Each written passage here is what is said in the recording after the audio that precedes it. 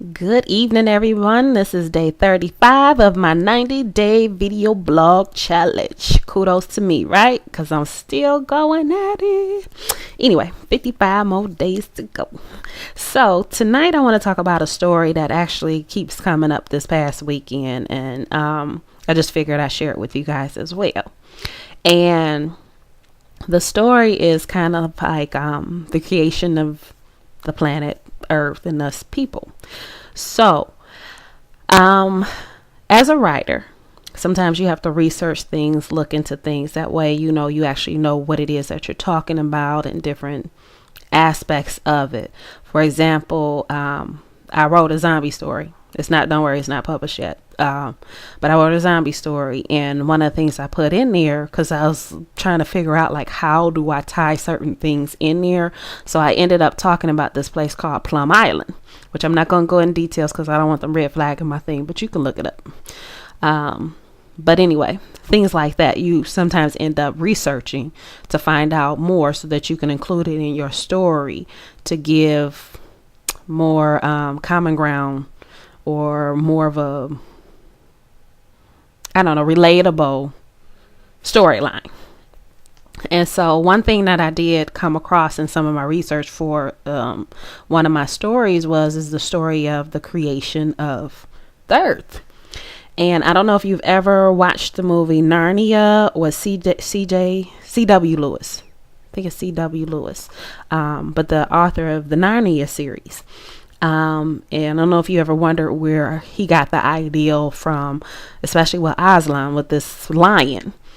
And I actually came across something that it was a theory, and it goes along with his idea of Narnia. And I think I even read somewhere too where he really was more so along the lines, and that's really where he was getting his story from.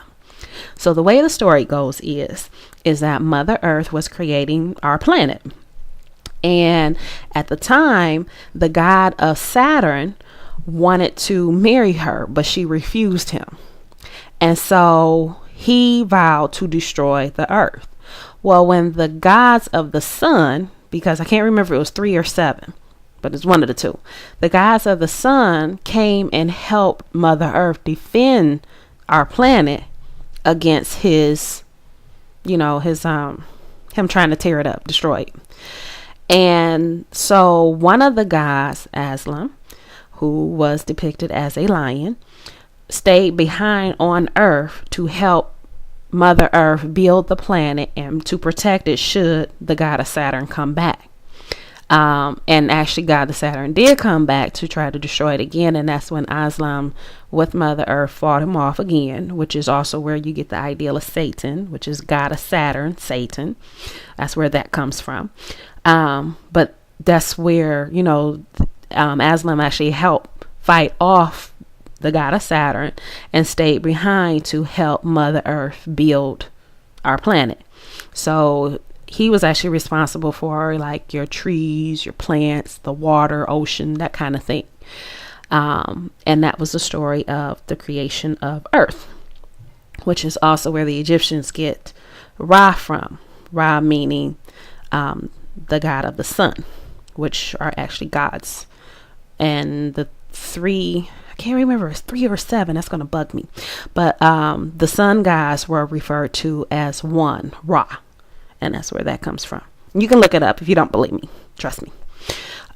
So like I said, that story keeps coming up lately. I don't know why, but I just figured, it'd be something nice different to share with you guys. Because like I said, when you write and you do all these different researchings, you find a lot of little tidbits of information like this that, it's kind of interesting. Puts a little twist on things.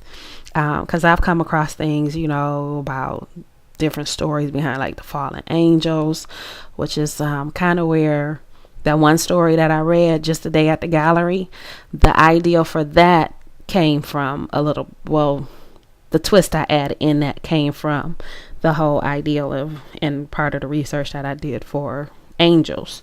But a lot of my writing comes from dreams. So if you heard me read the story just today at the gallery, that one part where he sees what's going on in the other room with the other guys jumping on one guy, that was actually my dream. And when I woke up, the whole story just kind of like came to me. So I know, yeah, mine's a little twisted, but you know that if you've seen my puppets. So yeah. But you gotta have a sense of humor, right? Crazy with a sense of humor. But anyway, so that's all I'm going to share with tonight. So I hope you enjoyed that little tidbit of information. You feel free to look it up. If you do know, though, if it's the 3 or the 7, feel free to leave a message below and let me know. But I'll probably look it up before the end because that's gonna bug me. But you guys have a good night, and I will talk to you tomorrow. Good night.